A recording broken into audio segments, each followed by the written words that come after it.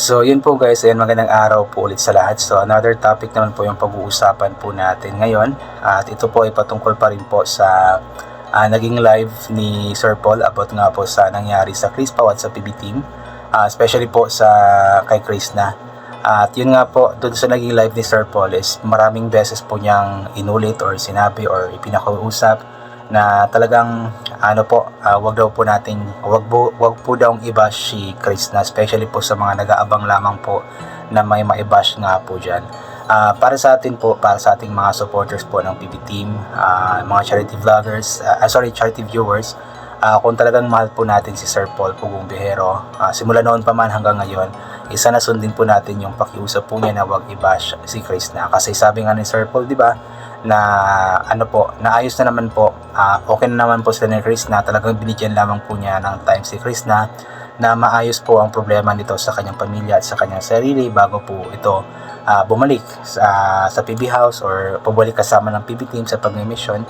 So intindihin po natin si Sir Paul, intindihin din po natin si Chris na kung naman po yung mga bagay-bagay na nangyayari, at wag na po natin i-dig in or alamin pa kung ano ba talaga yung mga bagay na nangyayari kasi private matter na po yan. At sabi nga ni Sir Paul na may mga bagay na hindi na nila kailangan pang i-share in public, although mga vloggers po sila, mga content creators po sila, mga public figure po sila, pero hindi naman lahat ng mga bagay kailangan nilang ibahagi sa ating lahat kasi may mga private life din po yan sila, especially mga ganitong issue na medyo something talaga na alam kong maraming masasaktan, but then mas pinili ni Sir Paul na i-private nga po yung pinaka sa issue po na ito para walang gaanong masaktan, walang gaanong matamaan, di ba? So sundin po natin yung payo ni Sir Paul, advice ni Sir Paul na wag i-bash si Chris na, kasi napansin ko po guys, kahit na sinabi na po ni Sir Paul po na wag i-bash si Chris na, pero nung nabasa ko po yung mga comments, ang daming mga negative comments about Chris na. At alam ko na si Chris na is matatag naman siya na babae. Alam ko na yung mga bashing is or mga bashers is sanay na po si Chris na sa mga ganyan, pero sa mga ganitong pagkakataon po kasi na alam po nating medyo down si Chris na, medyo depressed si Chris na, medyo may problema po siya, tapos makakabasha pa po siya ng mga bashing na ganoon po, so medyo mas lalong magiging down po siya, mas lalong magkakaroon siya ng negative na pag-iisip. So sana instead na comment po tayo ng negative, imbis na i-bash po natin siya, is mag-comment po tayo ng positive para kahit papano is ma-boost po yung moral po niya. Kumbaga magkaroon siya ng positive na pananaw sa buhay ba. Kasi may mga tao na nagko-comment ng maganda sa kanya, nag-advise po sa kanya, may mga tao na nagmamahal pa rin po sa kanya.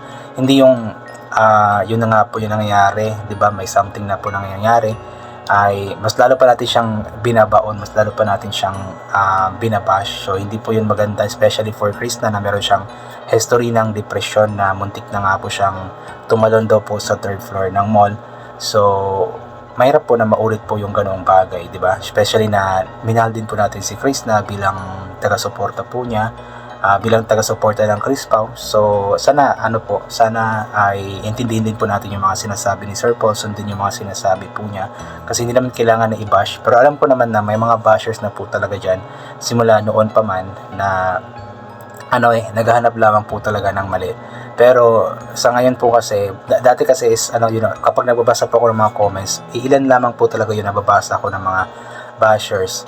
But then after nga po ng live ni Sir Paul, grabe po, ang dami pong mga di ko alam kung matatawag ba na mga bashers yun, pero mga negative kasi yung mga comments. So medyo hindi siya maganda basahin, especially kapag nabasa ni Chris na hindi yun maganda.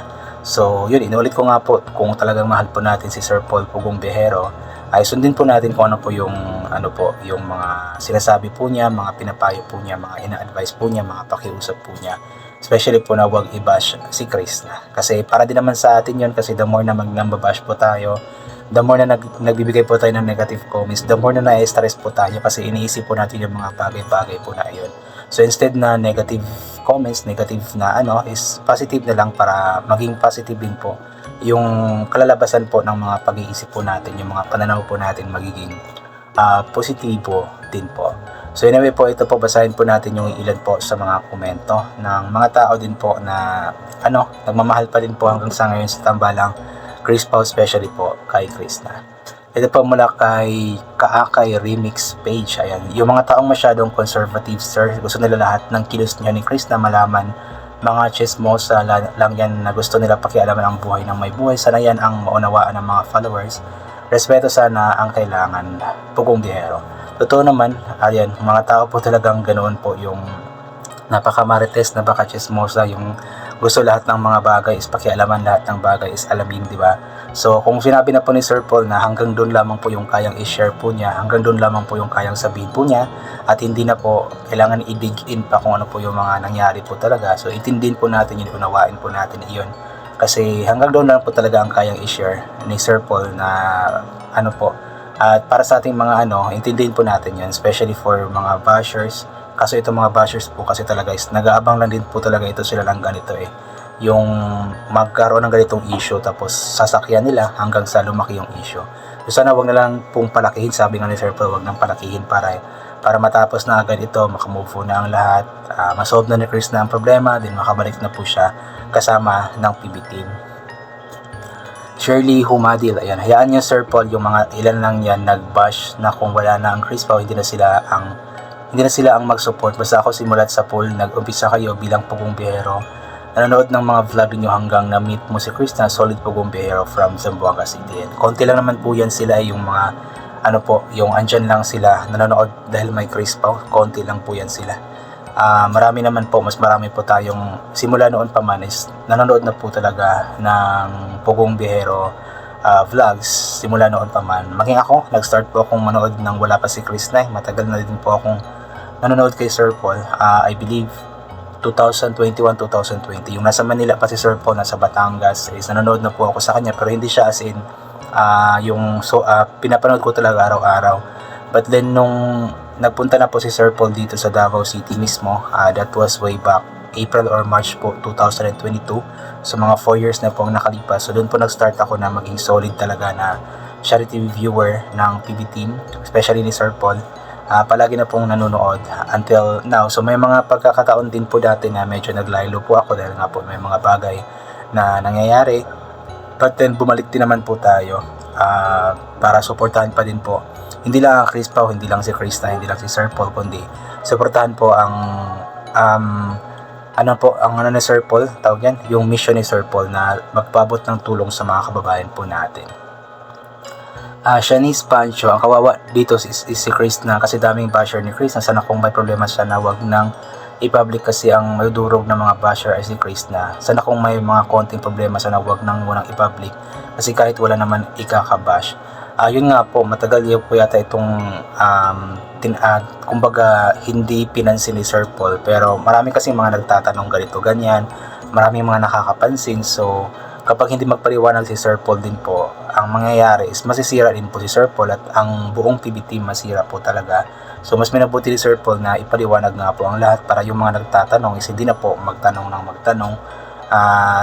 at least sa maaga pa lang is na-answer na nga po, nasagot na nga po yung mga katanungan ng mga ganito, di ba? Hindi yung paabutin pa ng matagal. So mas lalo po tayong mag-wonder kung ano nga ba yung nangyayari, di ba?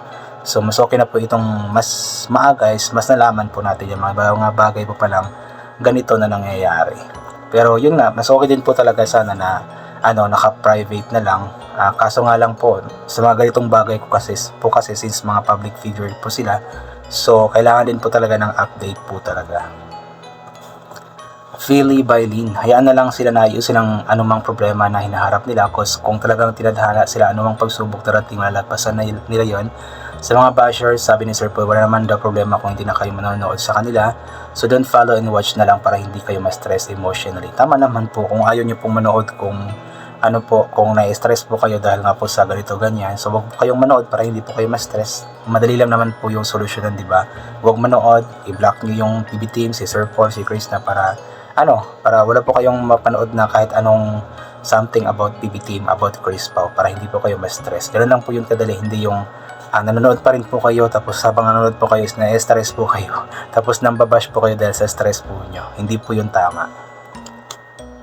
Teresa Wellar, ayan. Ganyan talaga Sir Paul kapag may mga karelasyon, dun nagsisimula yung ups and down, pero natural lang po yun, hindi lahat ng oras masaya. Sweetness, kumbaga adjustment stage pa po ba, di ba ganon lang.